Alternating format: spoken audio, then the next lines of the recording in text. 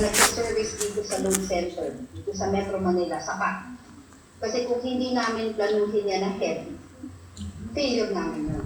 Halos kalahati daw ng pangangailangan ng bansa sa kuryente ay nasa Metro Manila. Maganda rin daw ang lokasyon nito para maikonekta ito sa mga planta sa Bataan. Kaya naman hindi na raw nila maililipat pa ang Pasay Substation. Para sa Bayan, Jervis Manahan.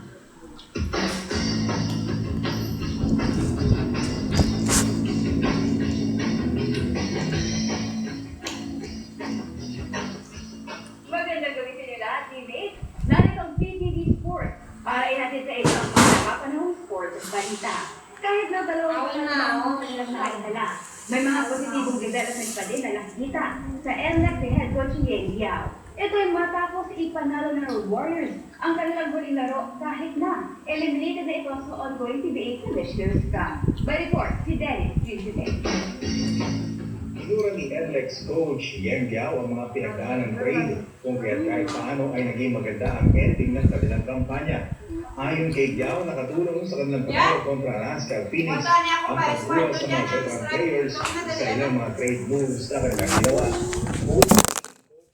Yao ang talaga bilang team manager ng Pupunan na nagbibigay dito ng full authority sa player movements. And the good thing about the new guys is they've been very easy to gel into the team, no? Andaling i-gel, madali yung chemistry namin. So, did not take too long for us to get used to the new guys, no? And then getting used to us. So, I think that's a good sign. Samantalang positibo si Yao sa kanilang magiging kampanya sa upcoming Governor's Cup. Ito'y dahil magiging maganda ang pagsama sa kanilang mga mainstays ang mga veteran recruits tulad nila Alex Malyari at J.R. Quinyahan.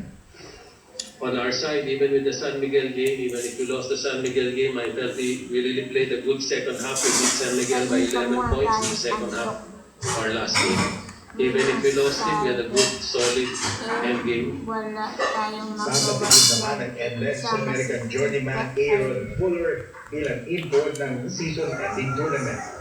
Dennis Principe, PTV Sports. Abala na ang Team Pacquiao sa paghahanda. Madala na si the title defense na nag-iisang pagbansang kamao na si Senator Manny Pacquiao ngayong Hulyo. At bahagi ng kanilang pinagkakabalahan ngayon ay ang pag-aralan ng lakas na makakapatan sa may ring sensation na si hometown favorite Jack Ford. Narito ang report ni Arian Malyari.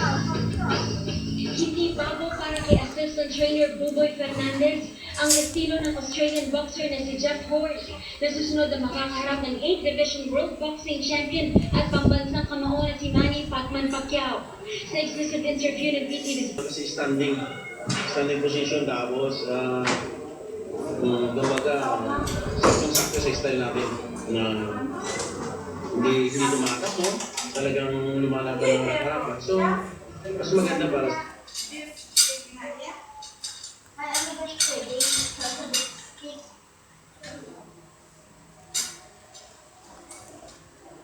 Muling balikan ay bitbit na siyang cutter. At ilang minuto pa makikitang bitbit na niya ang mga itlog ng biktima. Ayon sa barangay, 2 linggo nila pinagsaluang hulihin ng suspect kaya kinain pa ang mga itlog na paninda. Yun nga lang, ayon sa barangay, tila nakatulog ang suspect kaya di na muling bumalik. Makato na siya dito sa barangay ko. Sabi siyempre, meron na complaint sa kanya, kukunin namin siya. Pero siya kasi yung ginagawa niya eh. Hindi na po sana gawin sa ito. Kumarehas. Opo. Gawin sila ng parehas. Cesar Pinano nakatuto. Ang mga kalong sa Mindanao ang nagsuko ng mga Muslim. Sumunod sila sa mga Ginao. Panawagan nila sa Pangulo. Humihin na ang idineklara niyang batas militar at ipatigil din ang aerial bombing sa Morocco. Ito rin ang panawagan ng grupo ng mga Muslim na nagpatawag ng press conference sa City. Wala raw kasing pinipili ang airstrike at maraming nadadamay dito. Dahil hindi daw nilang makuha na ang labi ng mga nasawi sa bakbakan at mabigyan ng tamang libing ayon sa ritual ng Islam. Ito ay ganap at makakaawa sa ating mahal na Pangulo na kung mahal sana ay itigil muna kahit pang samantala yung paggamit ng bomba, paggamit ng airstrike.